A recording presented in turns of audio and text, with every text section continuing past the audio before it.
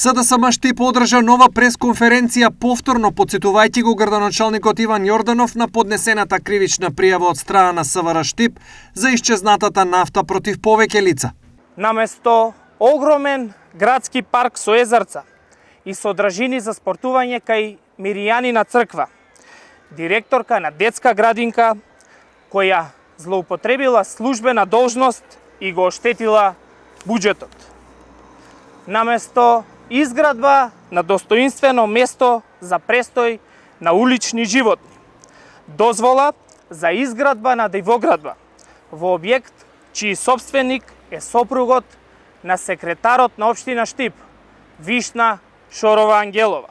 Наместо подобрување на хигиената во градот, промена на директорските позиции во јавните предпријатија со цел задоволување на партиските апетити.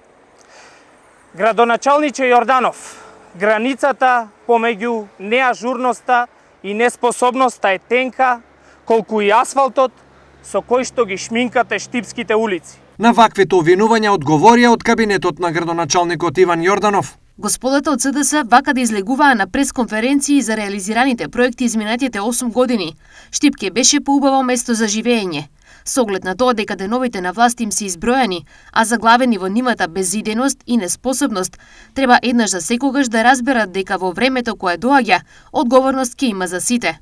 Ќе има одговорност за тоа што народот го доведоа до питачки стап. Ќе има одговорност за тоа што Штип нема нова клиничка болница и затворен базен. Ќе има одговорност за тоа што нема повисоки пензии за пензионерите.